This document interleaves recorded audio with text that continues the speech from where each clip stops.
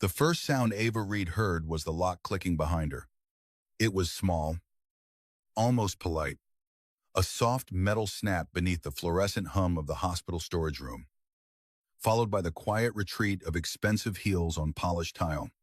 For one breath, Ava stood perfectly still with a folded stack of linen in her arms, staring at the door as if her mind refused to understand what had just happened. Then she dropped the linen. "Hello?" Her voice hit the cold metal shelves and bounced back thinner than before. Opened the door. Outside the narrow glass window, she saw a shadow pause. Then Isabella Conti leaned into view. She looked impossible in a hospital hallway, too flawless, too composed, too untouched by fear. Her dark hair was twisted into a smooth knot. Her diamond earrings caught the light like tiny blades. Her cream coat probably cost more than Ava made in 2 months. Isabella smiled. Not warmly, not even cruelly with effort. She smiled like Ava was a stain being wiped away. "You've been very devoted," Isabella said through the glass. But devotion becomes embarrassing when it forgets its place. Ava moved closer to the door, her pulse rising. "Roman Valenti is my patient. He is my fiancé. He's unstable. His oxygen levels dropped twice this morning. And the sedative enough." Isabella's smile disappeared. "You are a nurse. You change dressings. You empty bags. You do not hover over powerful men like a grieving wife." Ava's fingers curled against the door handle. It would not move. Beyond Isabella's shoulder, the hallway glowed with luxury silence. St. Aurelia Medical Center did not look like a place where people died. It looked like a private hotel built for people rich enough to demand beauty even in pain. Marble floors, frosted glass, soft gold lamps, fresh white orchids beside locked elevators. A private wing where politicians, billionaires, and men like Roman Valenti disappeared when the world could not be allowed to know they were bleeding. Inside room 901, Roman had been unconscious for 9 days. 9 days since he had been pulled from the wreckage of a black armored SUV beneath a bridge on the edge of Boston Harbor. 9 days since surgeons had removed fragments from his shoulder and ribs. 9 days since his family had filled the hallway with armed men. Whispered threats and secrets. Everyone said he would never wake. His doctors spoke in careful tones. His relatives made arrangements without saying the word funeral. His fiancée came every afternoon dressed like a widow practicing for the cameras. But Ava knew. She had seen his fingers twitch when she checked his pulse. She had watched his breathing shift when she read his chart aloud. She had felt, once, his hand close weakly around hers when a monitor alarm screamed at 3 in the morning. Roman Valenti was still inside that damaged body, and now they had locked her away from him. "You can do this," Ava said, keeping her voice low because fear hated calmness. "If something happens to him, if something happens to him," Isabella whispered, stepping closer to the glass. "No one will blame the pretty little fiancé who stood beside his bed. They will blame the obsessed nurse who had to be removed." Ava, stomach turned cold. Behind Isabella, 2 orderlies stood near the wall, pretending not to hear. One of them would not meet Ava's eyes. The other looked terrified. "You paid them?" Ava asked. Isabella laughed softly. "Everyone is paid by someone." Then she turned away. Ava slammed her palm against the door. "Isabella, open it." The woman stopped one last time. "Listen carefully. Ava Reed, when Roman S. family arrives, you will not be seen. When the priest arrives, you will not be seen. When I place my ring on his finger for the photographers, you will not be seen." Ava went still. "The priest," she whispered. Isabella's eyes glittered. "A hospital wedding looks tragic enough to silence questions. If he lives, I become his wife. If he dies, I become his widow. Either way, the Valenti Empire will need me." Ava's breath left her. You re-insane. No, Isabella said. I'm prepared. Then she walked away. Ava grabbed a metal tray from the shelf and hit the door handle once. Twice. 3 times. Pain shot through her wrist. The sound exploded through the room, but the hallway swallowed it.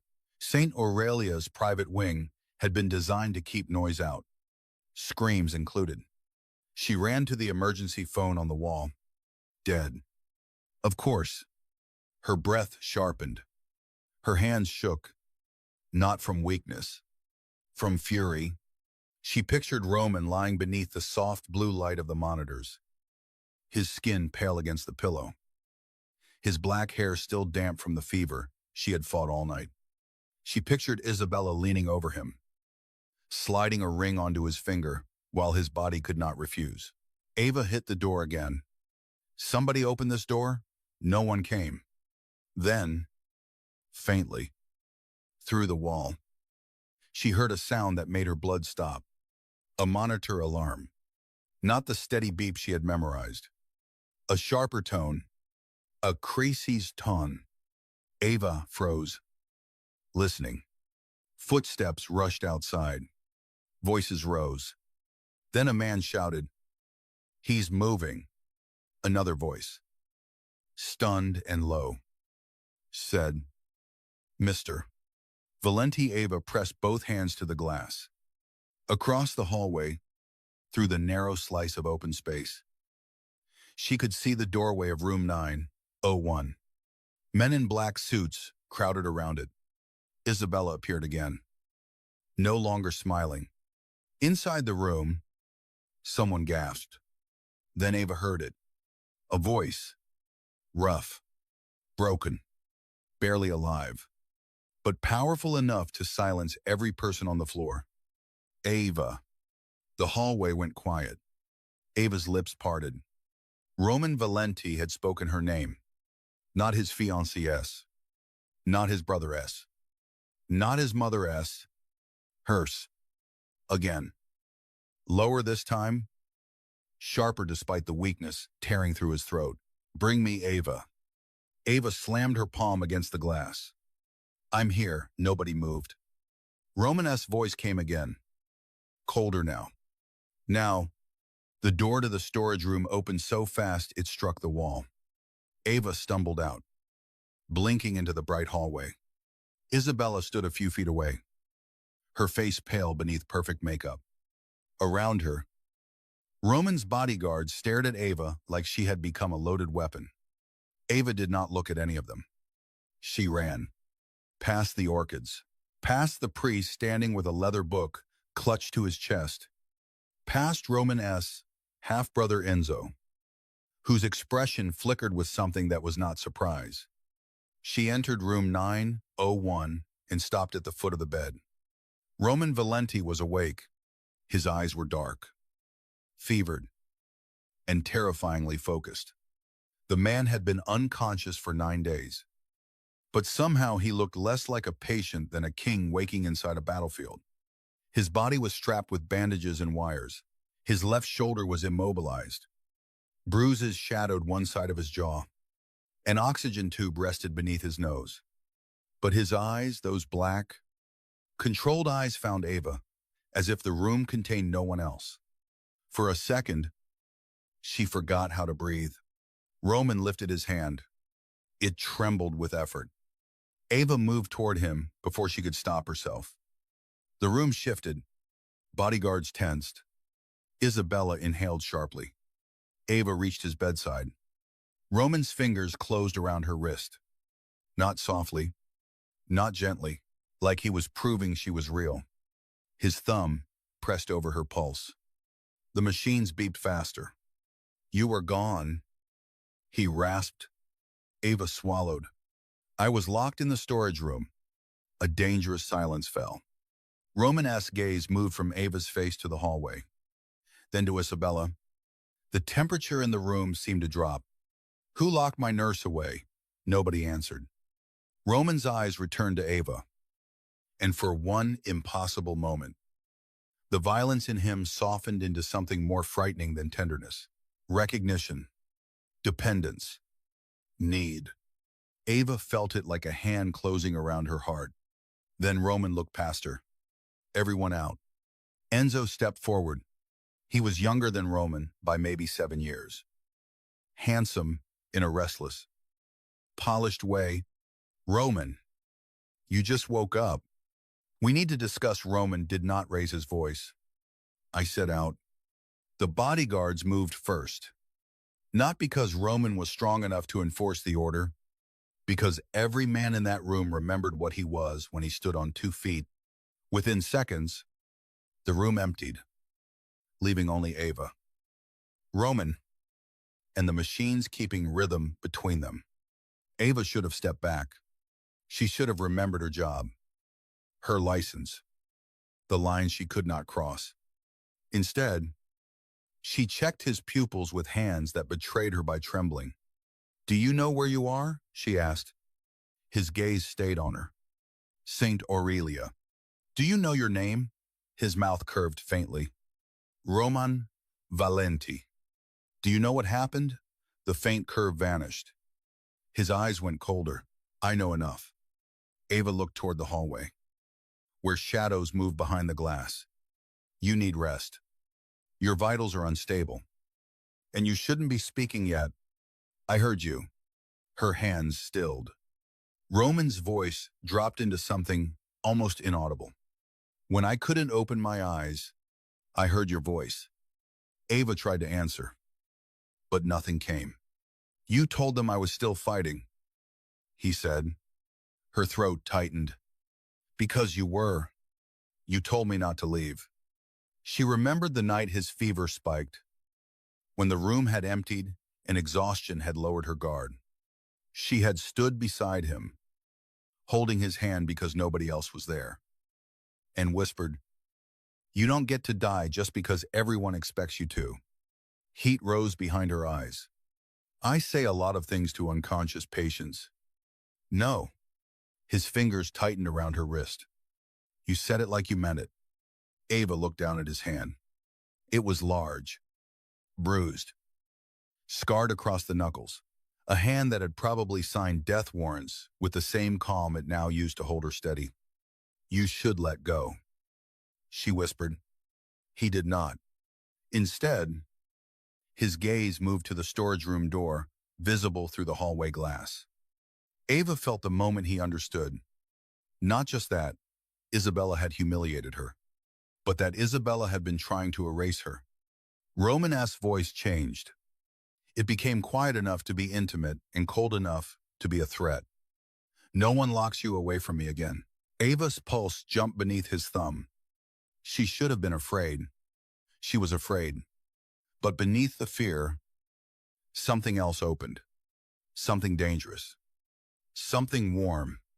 Something she had no business feeling for a man whose name made entire rooms lower their voices. I'm your nurse, she said carefully. Roman's eyes did not release her. Not anymore. Ava's breath caught. Then the door opened behind her. Isabella stood there with 2 doctors and a smile forced back into place. Roman, she said, voice trembling just enough to sound emotional. Thank God. Roman did not look at her. He kept looking at Ava. And when Isabella stepped closer, he said one sentence that split the room open. Touch Ava again, and our engagement ends with your family buried. The doctor went pale. Ava's heart slammed against her ribs. Isabella stopped smiling. Roman finally looked at his fiancée. I may be injured, he said softly. I am not dead. The scandal began before sunset.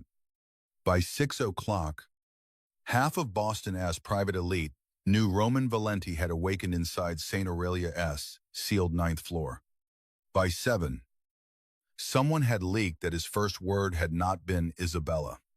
By 8, grainy security footage of Roman's bodyguards dragging a hospital administrator into an elevator had spread through encrypted channels Ava never knew existed. By 9, Ava Reed was no longer just a nurse. She was a problem. She discovered that when she left the staff locker room and found two black SUVs waiting outside the hospital entrance. Rain slid down their tinted windows.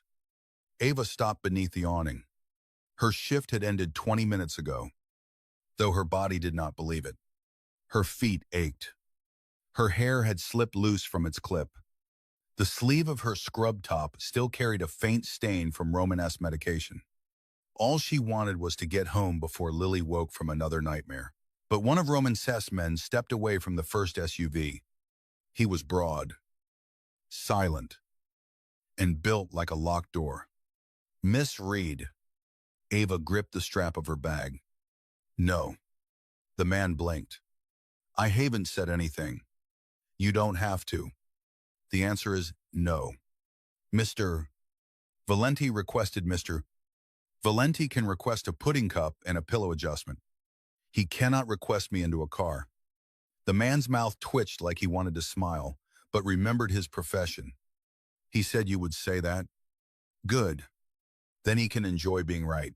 Ava stepped around him. The rear door of the SUV opened. Roman sat inside.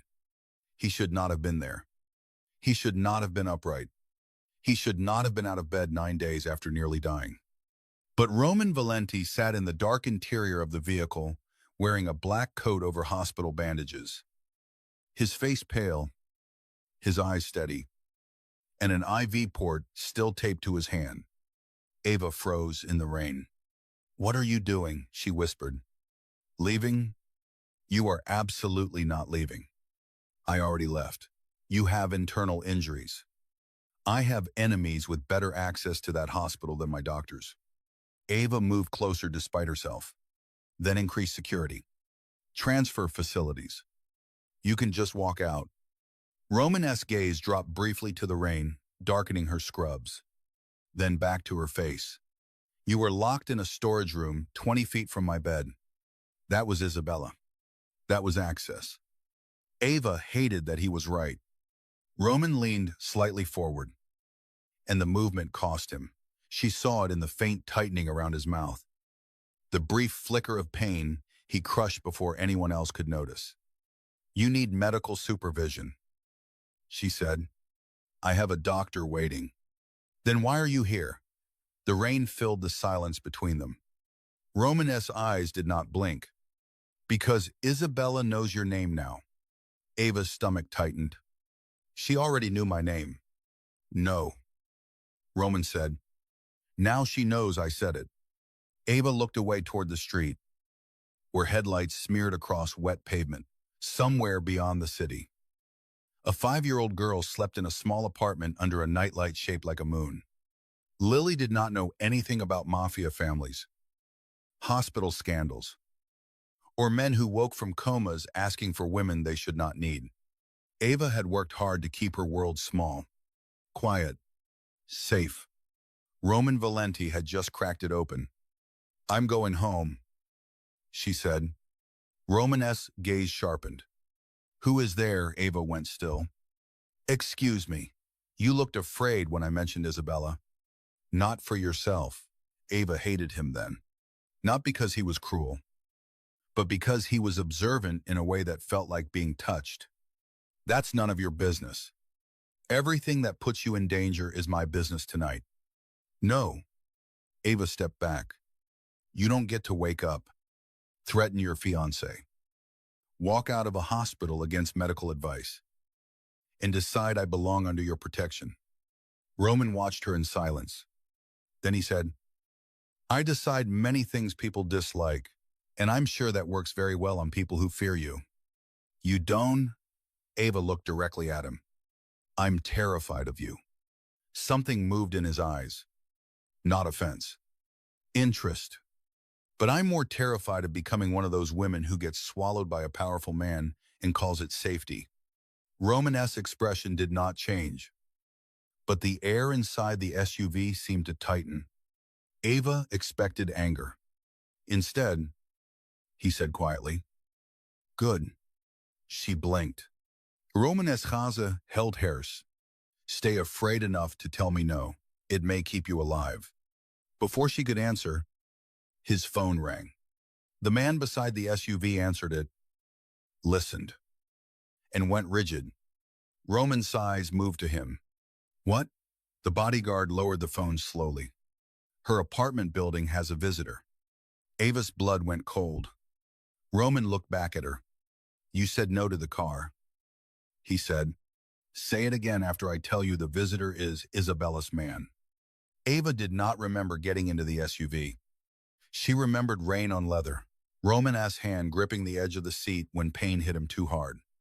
The city turning into streaks of silver and red through tinted glass. Her own voice giving her address before pride could stop her. She remembered calling Mrs. Alvarez, the elderly neighbor who watched Lily during night shifts, and trying to sound calm. No answer. She called again.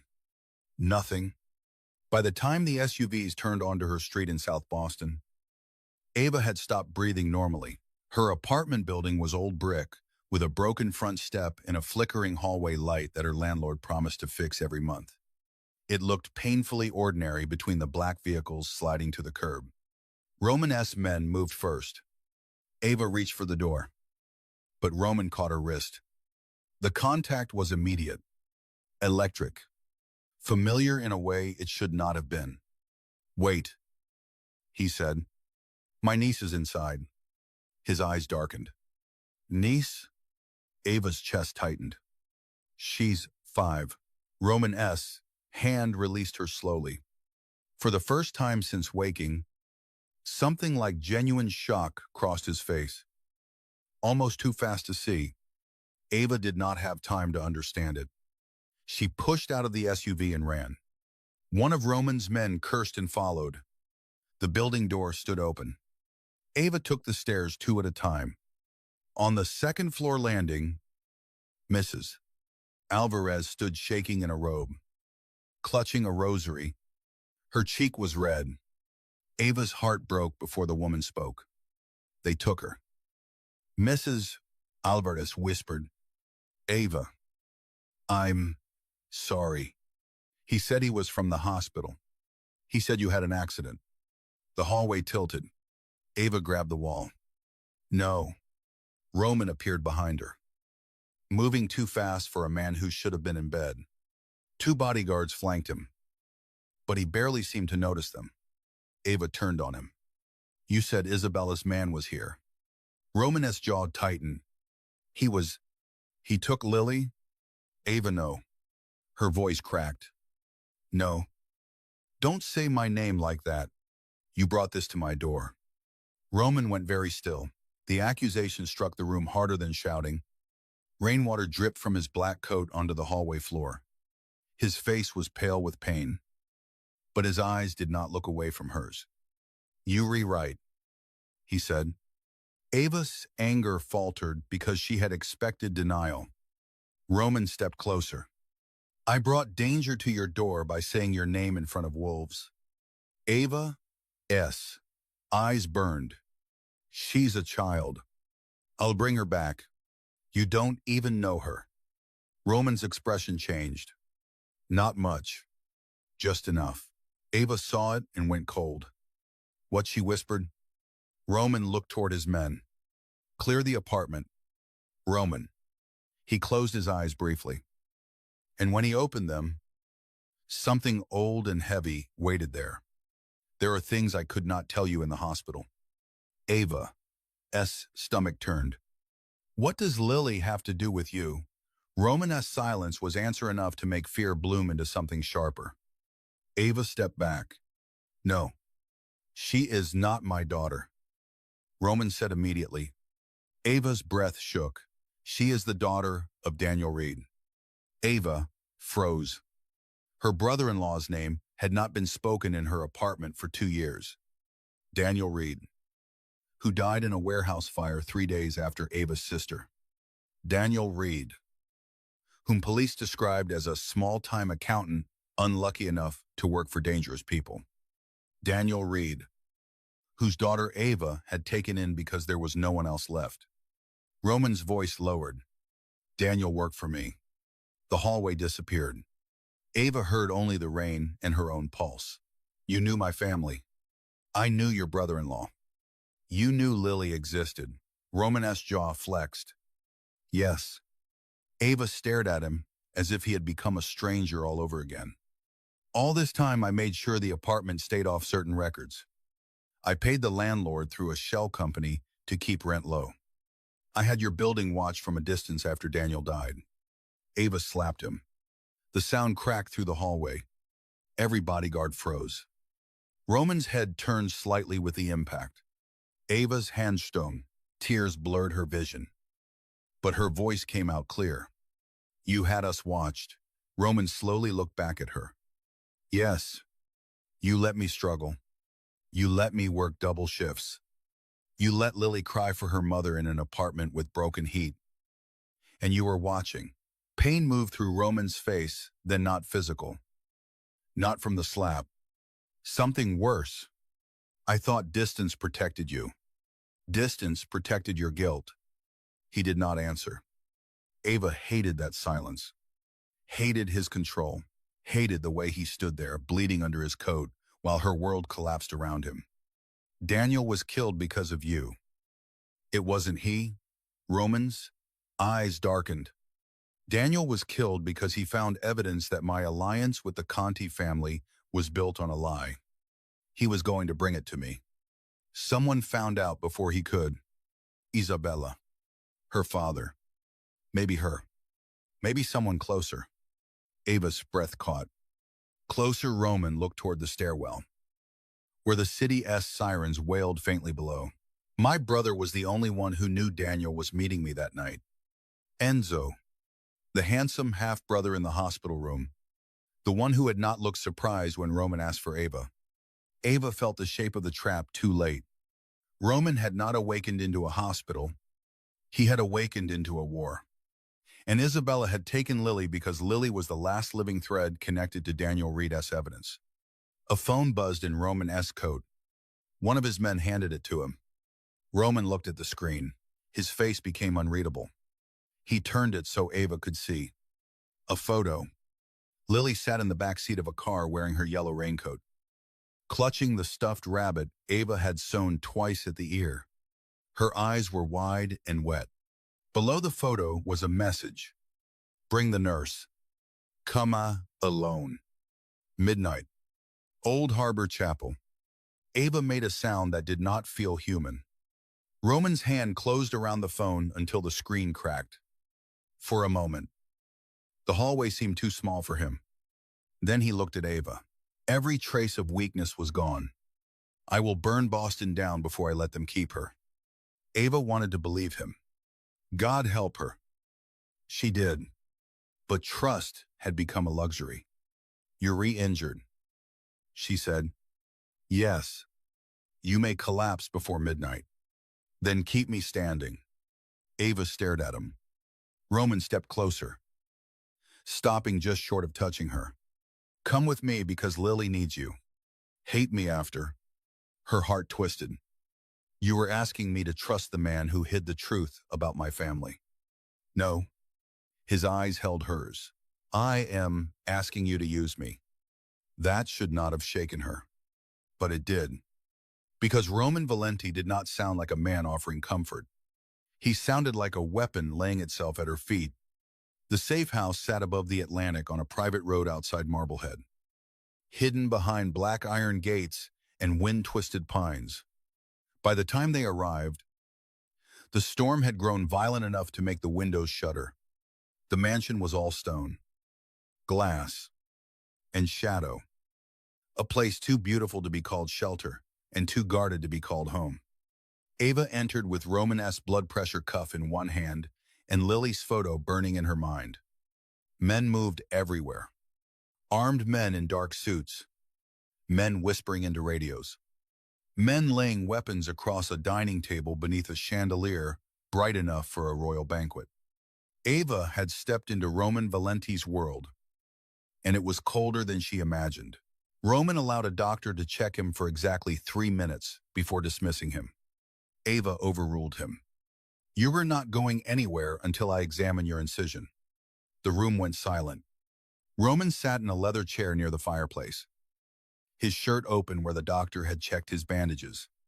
He looked up at Ava. and the firelight carved sharp shadows beneath his cheekbones. Several men stared at her as if she had just insulted a loaded gun. Roman said nothing. Ava folded her arms. You said keep you standing. I can do that if you bleed internally because you're too arrogant to sit still. A beat passed. Then Roman leaned back. Everyone out. His men obeyed. When the room emptied, Ava approached with medical supplies from the emergency kit. Her hands were steady now because she had made them that way. Fear could wait. Panic could wait. Lily could not. Roman watched her clean the edge of his bandage. You're angry, he said. Ava almost laughed. My niece was kidnapped. My patient is a mafia boss. My dead brother-in-law worked for you. And your fiancé locked me in a storage room to stage a hospital wedding. Angry feels small. Roman accepted that. She peeled the bandage back. The wound was inflamed but not reopened. His skin was hot beneath her fingers. You have a fever. IV had worse. I don't care. That made his eyes lift to hers. Ava realized too late how it sounded. The space between them tightened. Not soft. Not romantic. Dangerous. He sat half-dressed beneath firelight. Scarred and pale and powerful, even weakened. She stood close enough to feel the heat of his body, close enough to remember his hand around her wrist. His voice saying her name like it had dragged him out of death. Ava looked away first. Roman did not. You should not have been at St. Aurelia, he said. I work there. Not on my floor. I picked up the extra shifts because they paid double. His mouth tightened. Of course. Money again. The ordinary kind of desperation men like Roman could erase with one signature, and yet somehow never understood until it stood in front of them, wearing tired eyes. I should have known, he said. Yes, Ava replied. You should have. Silence settled. Then Roman said, Daniel begged me not to contact your family. Ava's hands paused. He knew. He knew the Countess had people everywhere. Police. Hospitals. Courts. He said if anything happened to him, I was to keep Lily invisible. Not comfortable. Ava swallowed hard. He said that Roman-esque gaze softened by 1 degree. He said comfort makes people visible. He said you would hate being helped. He was right. Ava looked down. Her anger did not vanish. It changed shape, became heavier, more complicated. Did he leave anything behind? She asked. Roman-esque eyes sharpened. Yes. Where he hid evidence before he died. I never found it. Then why would they take Lily? Because they think you know where it is. Dawn. They may not believe that.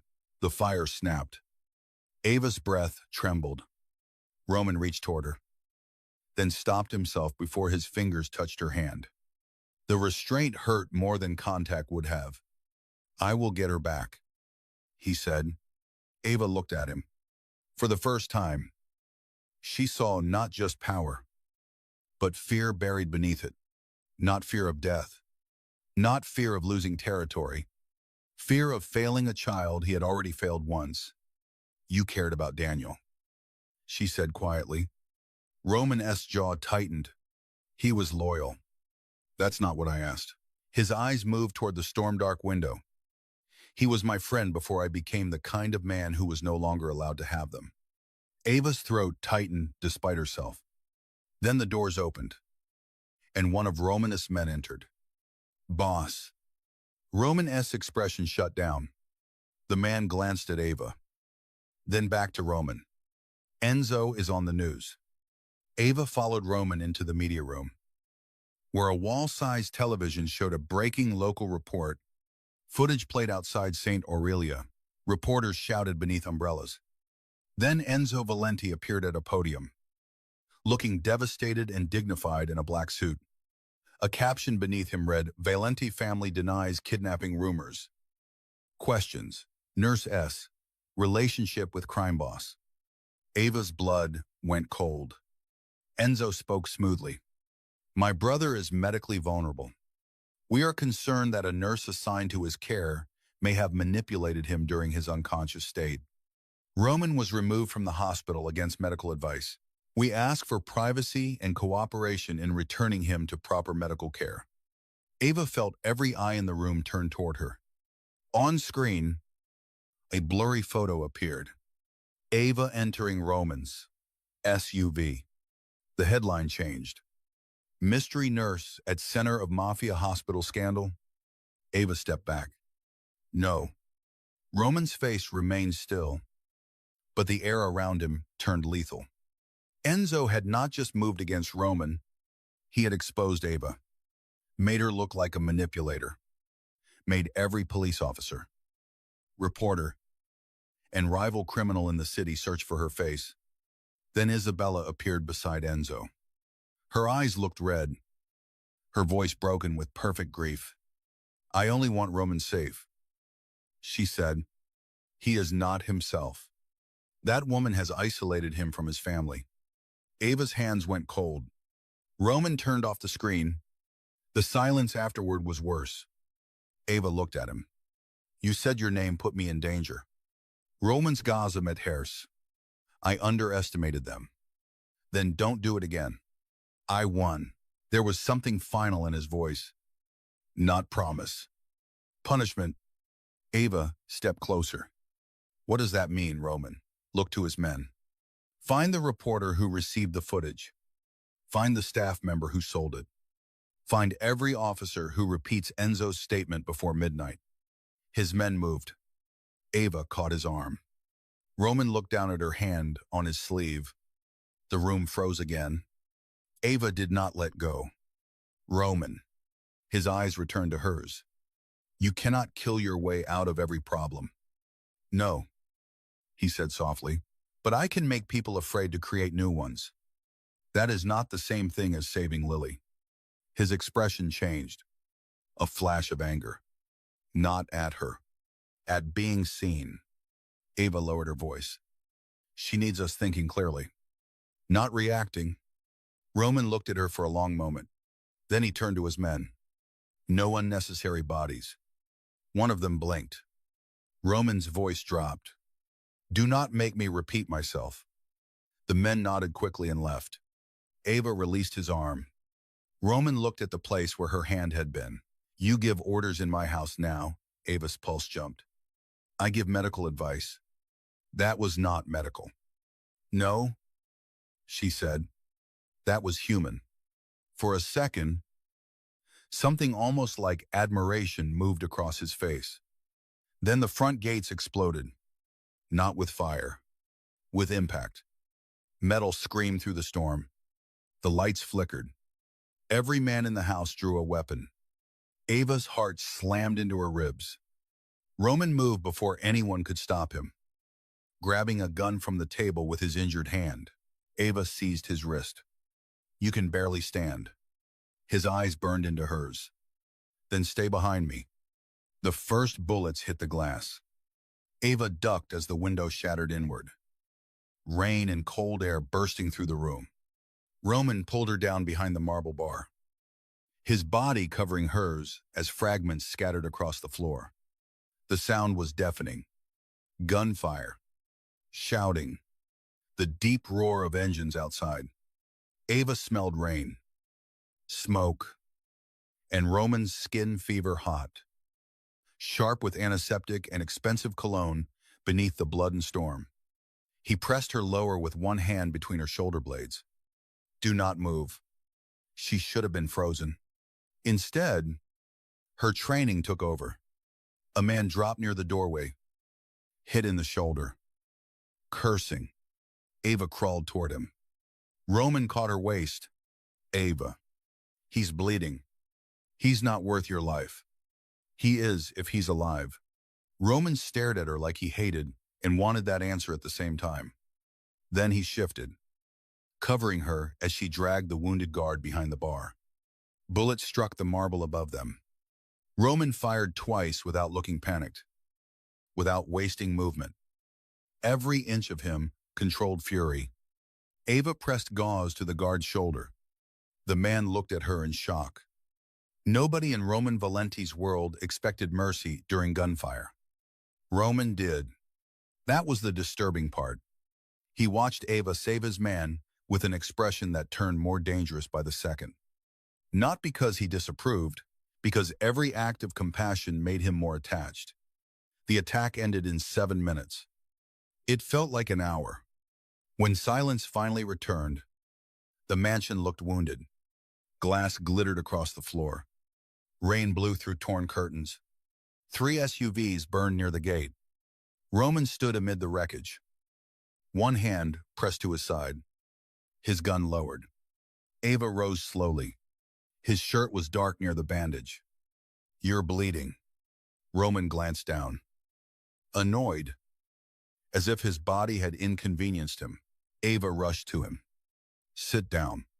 He swayed, just slightly, enough to terrify her. "Roman," his eyes found hers.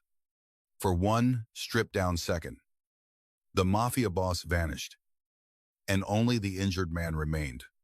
Pale, fevered, held upright by pride and rage. Then his knees buckled. Ava caught him badly, both of them sinking to the floor among broken glass. Men rushed forward. Ava shouted instructions. "Pressure bandage. Now, bring the IV kit, and somebody close those curtains before he goes into shock." No one moved fast enough. She looked up with tears in her eyes and fury in her voice. Now, they moved. Roman watched her through half-lowered eyes. "Bossy," he murmured. "Don't you dare flirt while bleeding." His mouth curved faintly. "I was obeying." Ava pressed gauze to his side, her hands shaking now that the bullets had stopped. Roman lifted his hand toward her face. He stopped an inch from her cheek. That restraint again, that terrible, almost, touch. Ava looked at his hand, then at his eyes. Outside, thunder rolled over the ocean. Inside, surrounded by bloodless violence and broken luxury, Ava realized something that frightened her more than gunfire. She wanted him to touch her. Roman saw the realization. His eyes darkened. But he lowered his hand. "Not like this," he said. Ava's breath caught. "Like what?" His gaze moved over her face with controlled hunger. "Like you have nowhere else to run." Before she could answer, his phone buzzed again. Ava picked it up from the floor. Another message. A video this time. Lily sat in an old church pew, crying quietly. Beside her, a woman's hand stroked her hair. Isabella's voice came through the speaker. "Midnight is still midnight. Roman, bring Ava.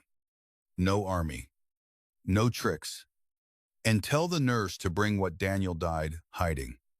The video ended. Ava's heart shattered in silence.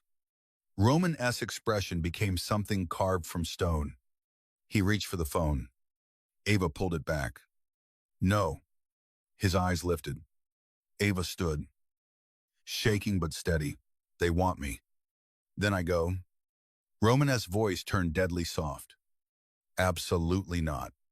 You just said they think I know where the evidence is. Maybe I can make them believe I'm useful long enough to get Lily close. They will hurt you. They already hurt her."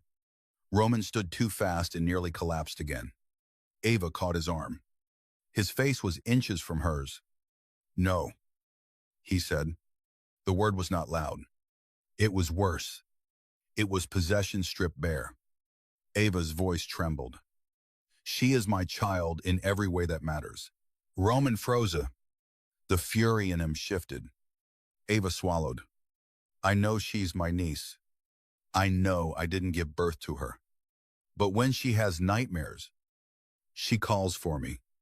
When she loses a tooth, I'm the one who saves it in a little envelope. When she asks why her mother never came home, I'm the one who lies because the truth is too ugly for a 5-year-old. Her tears spilled now. So do not stand there and tell me I can walk into danger for her.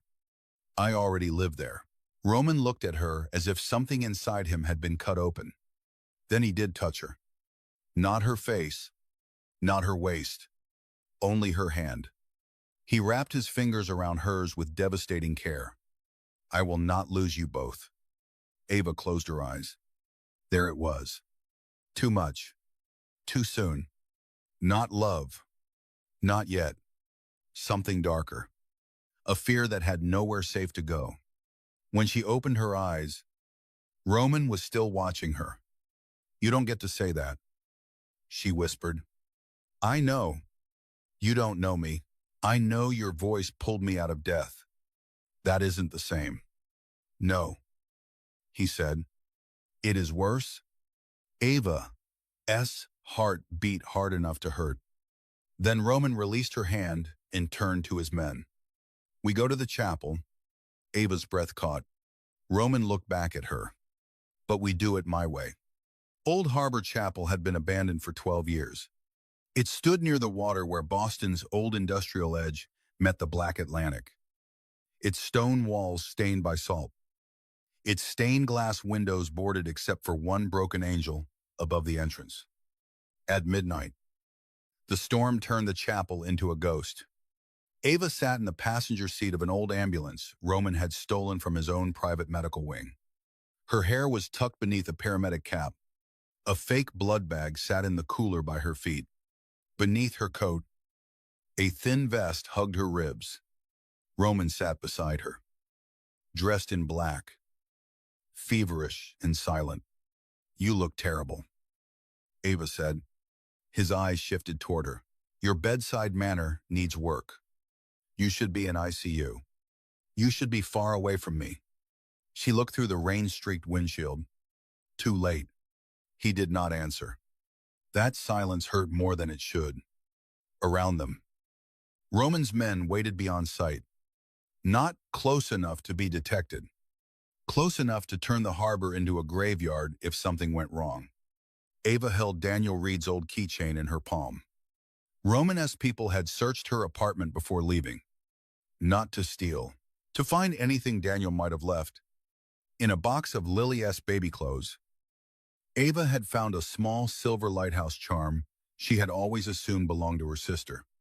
Roman recognized it immediately. A bank key. Not for money, for information. Daniel had hidden the evidence inside a private deposit box under Ava's name without ever telling her. That was what Isabella wanted. That was what Enzo wanted.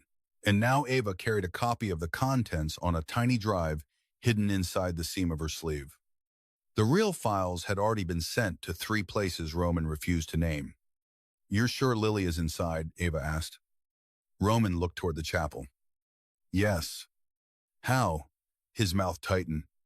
Because Isabella wants an audience. Ava glanced at him. What does she want from you? Roman's eyes remained on the chapel. My name? My empire. My silence. And if she can have them, then she wants witnesses when I break. Ava's chest tightened. Do you? He looked at her then. Break. She nodded. Rain moved down the glass between them. Roman's voice dropped. I did once. When? The night Daniel died. Ava went still. Roman looked back toward the chapel. He called me at 1:42. Said he had proof. Said Enzo had been meeting Conti men behind my back. I was 10 minutes away when the warehouse burned. His jaw tightened. I heard Lily crying on a voicemail in the background. Daniel had recorded it by accident before he left home. She was 2 years old. She kept saying, Daddy, come back. Ava's eyes filled. Roman's hand flexed on his knee. I saved the voicemail. Listened to it once. Never again. Why are you telling me this now? Because if I die tonight, you deserve to know I did not forget them. Ava looked at him. The chapel bell tower groaned in the wind.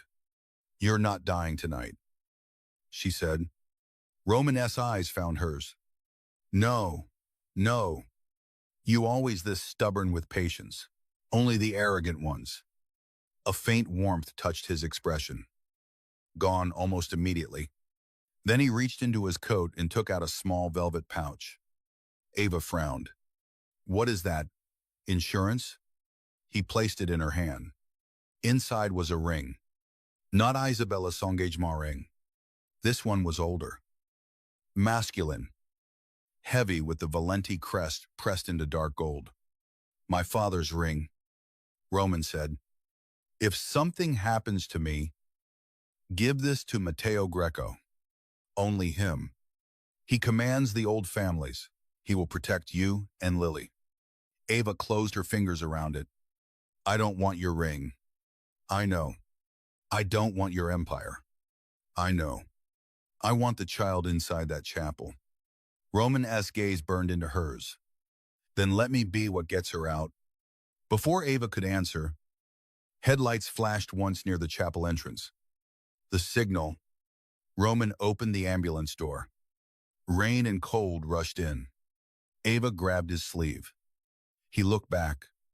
For 1 second. All the things neither of them could say stood between them. Fear, anger, want, trust, fragile and unwilling. Ava let go. Don't make me save you twice tonight, she whispered. Roman's eyes darkened. Bring me back once more. Ava, read. And I may never let you go. Then he stepped into the storm. Inside, the chapel smelled of salt, mold, candle wax, and old prayers. Dozens of candles burned along the aisle, their light trembling over broken pews and cracked saints. Armed men stood beneath the shadows. Some Conti, some Valenti, all pretending loyalty still meant something. At the altar, Isabella waited in white, not a wedding dress. Something close enough to make Ava's stomach turn. Elegant white silk, pearls at her throat, red lipstick like a wound. Lily sat beside her on the altar steps, wrapped in a blanket. Her small face blotchy from crying. Aunt Ava, Lily cried. Ava moved forward instinctively. A gun lifted. Roman's hand closed around Ava's arm, stopping her. His face was calm. Too calm. Isabella smiled. Roman, you look dead. Disappointing you has become a habit. Her smile hardened. Then her eyes moved to Ava. And you brought the nurse. How romantic. Ava could barely breathe with Lily so close. I have what you want, she said. Isabella tilted her head. Do you? Ava lifted the small drive between two fingers. The chapel shifted. Men looked. Enzo stepped out from behind a pillar. Ava's heart stopped. There he was. Roman's brother. Clean suit. Calm fascia. Dead eyes. Roman did not look surprised. Enzo smiled faintly. Brother. Roman's voice remained even. You always did love dramatic entrances. And you always did love broken things. Enzo's gazes slid to Ava. Wounded dogs. Loyal accountants. Nurses who think kindness makes them brave. Ava felt Roman's body change beside her. Not movement. Readiness. Isabella noticed too. She laughed. Careful. Roman, you were barely standing. Don't waste your last strength defending hospital staff. Roman's eyes never left Enzo. You arranged the bridge. Enzo hid. I arranged an opportunity. You survived it. As usual, you killed Daniel. No. Enzo said. Conti men killed Daniel. I merely told them where loyalty had become inconvenient. Ava's vision blurred red around the edges. Lily whimpered. Ava forced herself to stay still. Roman's voice went lower. Why? Enzo's composure cracked for 1 second. Because father gave you everything. The name. The men. The fear. Even when I was the one willing to do what you hesitated to do. Roman's mouth tightened. You call betrayal ambition because cowardice sounds too honest. Enzo's eyes flashed. Isabella stepped between them. Enough family therapy. The drive. Ava. Ava looked at Lily. Let her walk to me first. Isabella smiled. No, Roman said softly. Isabella. She turned to him. I would choose your next word carefully.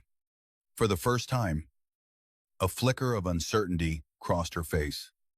Roman took one step forward. Every gun rose.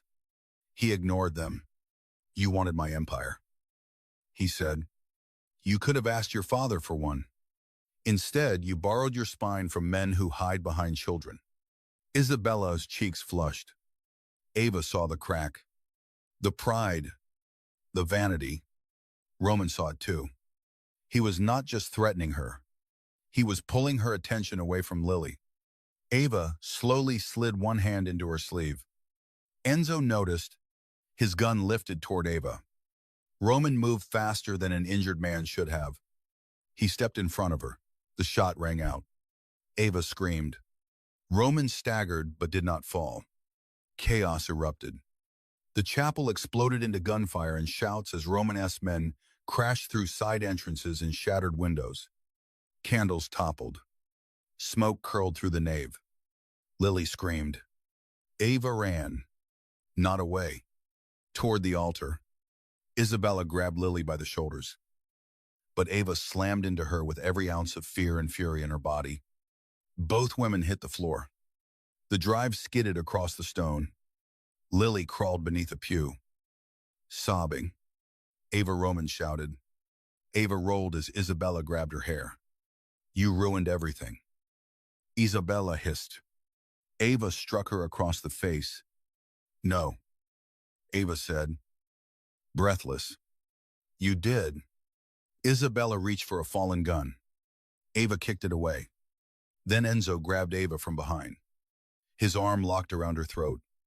The chapel seemed to narrow to Roman's face. He stood halfway down the aisle, bleeding through his black coat. Gun in hand, eyes fixed on Ava with a terror so controlled it looked like murder. Enzo pressed a gun to Ava's side. Drop it, he said. Roman did not move. Drop it, or I put her beside Daniel. Ava could barely breathe. Romanesque's hand tightened around his gun. His eyes met hers. In them, Ava saw the choice destroying him. His empire. His revenge. Her life. Ava managed one word. Lily. Romanesque's gaze flicked to the pew where the child hid. Then back to Ava. Slowly. He lowered his gun. Enzo smiled. There he is.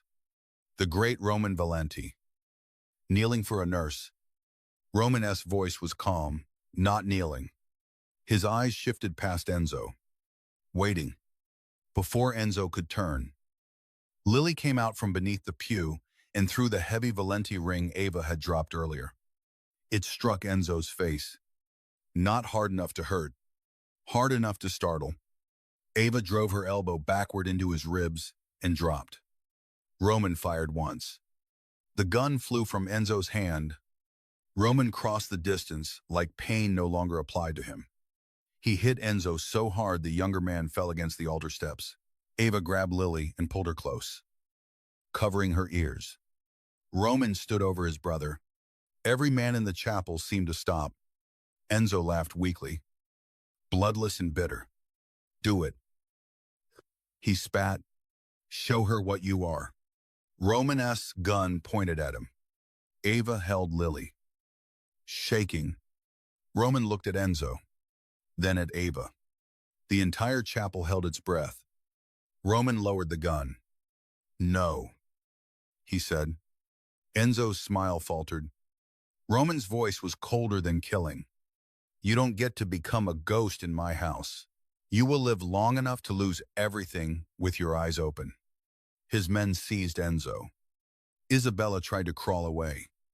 Ava saw her first. So did Roman. Isabella froze beneath his gaze. Her beauty was ruined now by terror. Roman, she whispered. Please. He walked toward her slowly. You locked Ava in a storage room. Isabella shook her head. You would kill me for that. Roman crouched in front of her, wincing from the movement, but refusing to show it. No, he said softly. For that, I would have ended the engagement. His eyes turned black. You touched the child. Isabella began to cry. Roman looked to his men. Take her to her father. Relief flashed across her face. Then Roman added, alive, with the evidence. Let him see what his daughter cost him before the old family's vote. The relief vanished. Isabella understood. Roman was not killing her. He was returning her as proof of betrayal to men who valued reputation more than blood. Ava should have felt satisfaction. She felt only exhausted. Lily clung to her neck. Ain't Ava. Can we go home? Ava closed her eyes. Home. The small apartment with broken heat, the moon, nightlight, the life she had fought so hard to keep ordinary. It felt impossibly far away. Roman turned at the sound of Lily's voice. His face changed. The cold violence drained back behind the wall, leaving something solemn and wounded. He approached slowly, lowering himself to one knee several feet away so he would not tower over the child. Ava watched him carefully. Roman looked at Lily. I knew your father, he said. Lily sniffed. Was he brave? Roman's throat moved. Yes. Did he come back? Ava's heart broke. Roman's eyes lifted briefly to Ava's scent. Then he looked at Lily again. No, he said quietly. But he sent people to love you. Lily looked at Ava. Ava kissed her hair. Roman lowered his gaze. In that moment, Ava understood something that hurt. Roman Valenti could command killers. He could frighten entire cities. He could survive bullets, betrayal, and bloodlines built on war. But he did not know how to forgive himself for one child's grief. Sirens wailed faintly in the distance. Roman's men moved fast, cleaning weapons, securing exits, making calls that would turn the night's violence into something officially vague. Ava rose with Lily in her arms. Roman tried to stand. His face went gray. Ava saw it too late. He collapsed beside the altar. The next time Roman woke, Ava was asleep in a chair beside his bed. Not at St. Aurelia. Never again. There. This room belonged to Matteo Greco, the old family mediator, whose private estate outside Providence had more medical equipment than most clinics and more guards than a courthouse. Dawn pressed pale gold against the curtains. Ava's head rested against the chair back.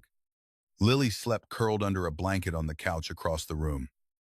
One hand still holding the stuffed rabbit. A fresh bandage crossed Ava's temple where she had hit the chapel floor. There were shadows beneath her eyes deep enough to make Romanesque chest tighten. He remembered the chapel. Enzo. Isabella. Ava's face when the gun touched her. The sound of Lily crying. Then nothing. Roman shifted. Pain tore through him. Ava woke instantly. Of course she did. Her eyes locked on him. Relief flashed there before she buried it beneath professionalism. You reawake. So are you. I wasn't shot twice. Technically, once tonight. Do not be clever. His mouth almost curved. She stood and checked his pulse with cool fingers. Roman watched her. In the quiet dawn, without gunfire or witnesses. Ava looked younger. Not weak. Never weak. But tired in a way he wanted to punish the world for causing. You should have left, he said. Her fingers paused against his wrist. Lily needed rest. That is not what I meant. I know. Their eyes met. Ava released his wrist and stepped back. The distance felt deliberate. Roman accepted it because he deserved worse. Enzo, he asked. In custody. If your version of custody counts, it does. Isabella. Delivered to her father. Ava looked disturbed. Roman watched her face. You disapprove. I don't know what I approve of anymore. That answer landed harder than accusation. Ava crossed her arms. The evidence Daniel hid went public this morning. Not all of it. Enough. Police are pretending they discovered it independently. News stations are calling it a corruption scandal. The Conti family is being raided. Enzo has been named as a person of interest. Isabella's engagement photos have vanished from every society website. Roman absorbed this. Good. Ava's expression tightened. Good is one word for it. What would you call it? She looked toward Lily sleeping on the couch. Late. Roman said nothing. Ava's voice softened, which made it worse. All of this came too late for Daniel. Too late for my sister. Almost too late for Lily. Roman stared at the ceiling. Yes, I don't know how to forgive that. I did not ask you to. Her eyes returned to him. Roman forced himself to look at her.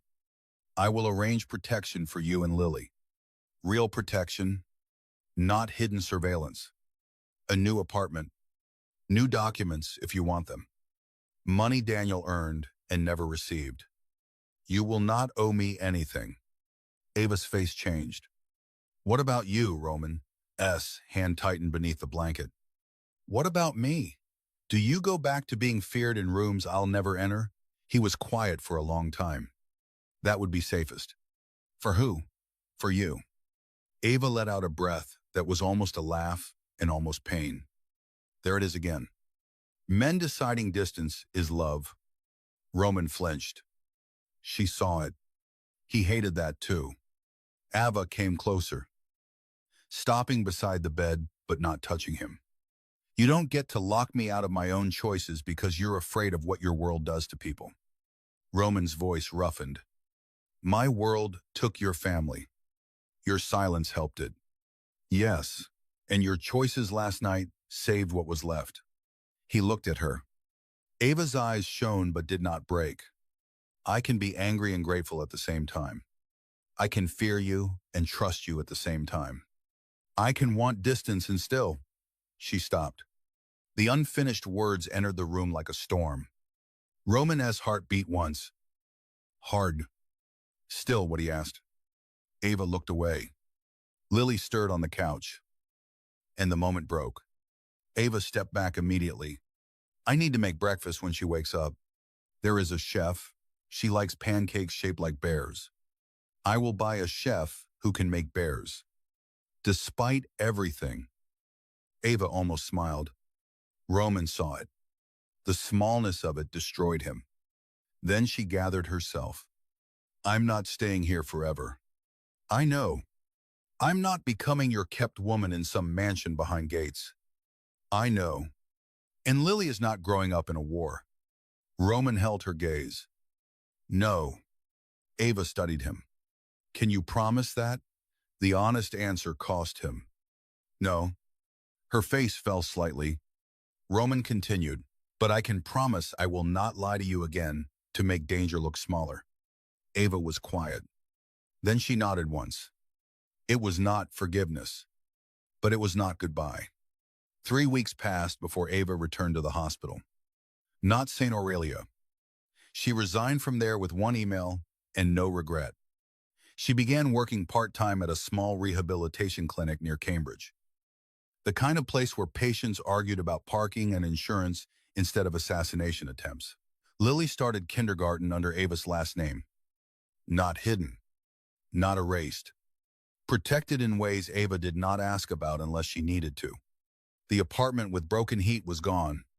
Ava moved into a modest brick townhouse with blue shutters, a fenced backyard, and a bedroom Lily painted yellow. The deed was in a trust Daniel had apparently set up before his death. Funded by money Ava had refused, until Roman's lawyer showed her proof that none of it came from Roman. Still, she knew his hand had guided it. Roman did not visit. Not at first. He sent no flowers, no jewelry, no dramatic declarations, only practical things. A new lock installed after Ava complained. The first one jammed. A children's therapist whose office had a golden retriever. A sealed envelope containing Daniel S. last letter, recovered from the deposit box. Delivered by Matteo Greco himself. Ava read it alone at the kitchen table after Lily fell asleep. Daniel apologized. He explained what little he could. He asked Ava to raise Lily away from his mistakes. He wrote that Roman Valenti was dangerous but not faithless. If the worst happened. Daniel wrote, trust Roman only if he tells you the truth when a lie would be kinder. Ava cried until morning. Roman came back into her life on a rainy Thursday. She found him sitting in a black SUV across from the clinic at 6 in the evening. Not hiding. Not approaching. Just waiting. Ava stood beneath the awning in her coat, watching rain bead on the windshield. After a minute, the rear door opened. Roman stepped out. He looked better and worse. Stronger physically. Paler emotionally. His black coat fell perfectly over a dark suit. The cane in his right hand was elegant. Probably custom-made. But he used it like he hated needing anything. Ava walked toward him. You look like a man stalking a clinic. I was told sitting outside your workplace without speaking to you is less alarming than entering with armed men. Who told you that, Matteo? He's wise. He's irritating.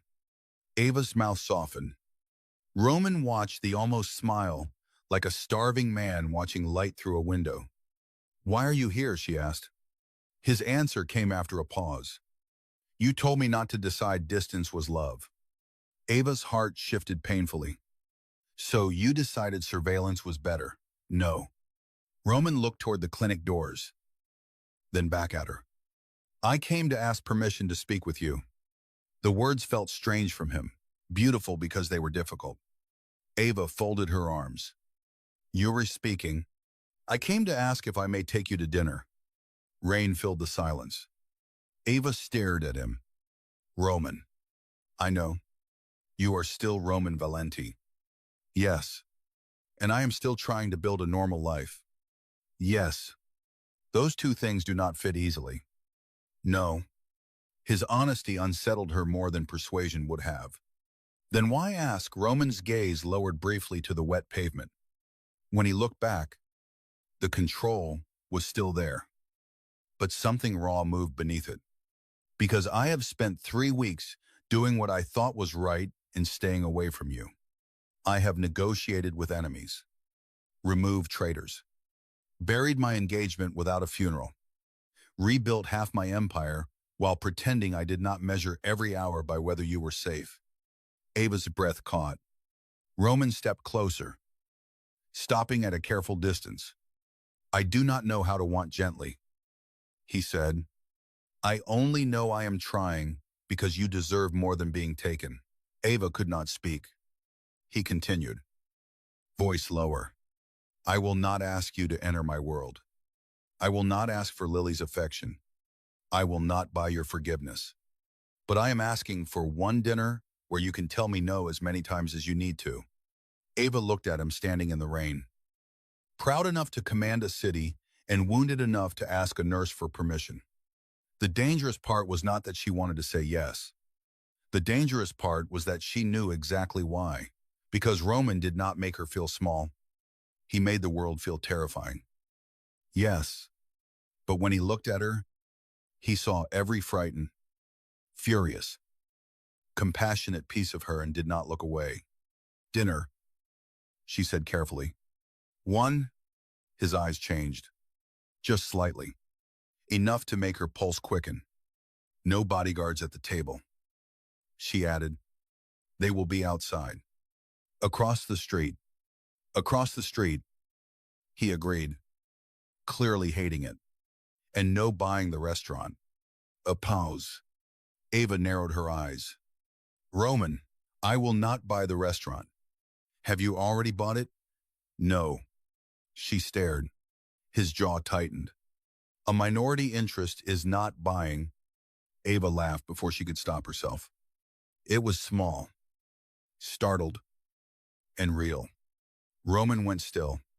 The rain fell around them.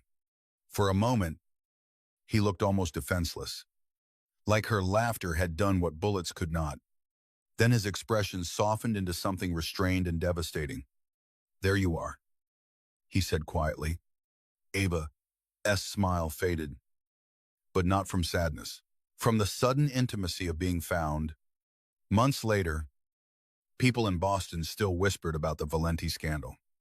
They whispered about Enzo's trial, Isabella's exile, the Conti family's collapse, and Roman Valenti's mysterious disappearance from the social pages. They whispered about a nurse. Some called Ava Reed a manipulator. Some called her a witness. Some called her the woman who turned a mafia war into a public reckoning. None of them knew the truth. The truth lived in quieter places. In a yellow bedroom where Lily slept without nightmares more often than not. In a clinic where Ava still worked because saving ordinary lives mattered. In a black SUV that never parked directly outside anymore because Roman learned boundaries could be a language of love. In dinners that became walks, walks that became mornings. Mornings that became Roman, standing awkwardly in Ava's kitchen while Lily taught him how to flip bear-shaped pancakes and scolded him for making one look like a monster. He did not become soft. Not to the world. The world still feared Roman Valenti. Men still lowered their voices when he entered rooms. Enemies still disappeared from power with terrifying efficiency. Deals still bent around his name. But with Ava, his violence learned restraint. His protection learned permission. His silence learned truth. And Ava, who had once feared being swallowed by his world, learned that love did not have to mean surrender if the man was willing to kneel at the border and wait. The final night of winter brought them back to the coast. Roman took Ava to the old harbor road where the abandoned chapel had stood. It was gone now, torn down after the investigation. In its place, construction lights glowed over a foundation for something new. Ava stepped out of the car and stared. "What is this?" Roman stood beside her. Cane gone now. Black coat moving in the wind. A clinic. She looked at him. He kept his eyes on the construction site. For children who lose parents to violence, no Valenti name on the building. No cameras. No speeches. Matteo arranged the board. You can have no involvement. Some involvement, or complete control. Your choice. Ava's throat tightened. "Roman, I listened this time," he said. "It is not a gift with chains. It exists whether you forgive me more or less tomorrow." Wind moved between them, carrying the smell of salt and rain. Ava looked at the place where she had almost lost Lily, where Roman had almost died, where betrayal had finally been dragged into candlelight. Now something was being built there. Not to erase the past. To answer it, Roman turned toward her. "There is one thing I did not arrange through Matteo." Ava's pulse changed. Roman reached into his coat, not with the dramatic confidence of a man claiming what he wanted, with the careful restraint of a man who had learned love was not ownership. He opened his hand. Inside lay his father's ring, the same heavy Valenti ring Lily had thrown in the chapel. Ava looked at it, then at him. Roman's voice was low. "This is not a proposal." Her heart pounded. "It feels like one." "No." His eyes held hers. "A proposal asks you to join my name. This asks whether I may keep choosing yours." Ava's eyes burned. Roman continued, "I have been feared, obeyed, betrayed, nearly buried by my own blood. None of it frightened me the way your locked door did." Ava remembered the storage room, the glass, the click of the lock, his voice waking from death. "Bring me Ava." Roman stepped closer. "I woke asking for you because some part of me already knew the truth. Not that you belonged to me. You never did." His voice roughened. "That I wanted to become someone worthy of being allowed near you." Ava looked down at the ring. Then she closed his hand around it. Roman S. expression flickered. Not rejection. Not yet. Ava stepped closer, rose onto her toes, and kissed him. For 1 second, he did not move. Then his control broke carefully, beautifully. He kissed her like a man restraining an empire inside his hands. One palm hovered near her waist before settling there only when she leaned into him. His other hand came to the back of her head, gentle and shaking. The wind wrapped around them. The construction lights glowed behind them like a city being rebuilt from ashes. When Ava pulled back, Roman rested his forehead against hers. "You did not take the ring," he whispered. Ava smiled through tears. "Ask me again when the clinic opens." His breath stopped. Ava touched his face. "And Roman, yes, no hospital weddings?" For the first time since she had known him, Roman Valenti laughed. Not loudly, not freely, but enough that the sound entered the cold night and stayed there. Ava looked past him to the rising walls, to the black water beyond, to the future she no longer believed had to be ordinary to be safe. Behind them, a car door opened. Lily's voice called through the wind. "Is he crying?" Roman closed his eyes. Ava laughed softly. "Maybe." Lily ran toward them in a yellow coat, her rabbit tucked under one arm. Roman turned just in time for her to crash into his legs. He steadied her with one hand, looking startled as always by affection that arrived without fear. Lily looked up at him. "Are we getting pancakes after this?" Roman looked at Ava. Ava raised an eyebrow. He looked back at Lily. "Yes, bear pancakes. Obviously, and not monster bears." Roman's mouth curved. "I will try to control my darkness." Lily nodded seriously. "Accepting this." Ava laughed again. And Roman watched her with the same stunned devotion he had tried for months to hide. Then Lily took Ava's hand with one small mitten and Roman's with the other. Together, they walked away from the place where everything had almost ended. The ocean roared behind them. The clinic lights burned ahead. And Roman Valenti, the man who had awakened from darkness, asking for one nurse, followed Ava Reed into a future he no longer wanted to own, only to earn. One truthful day at a time.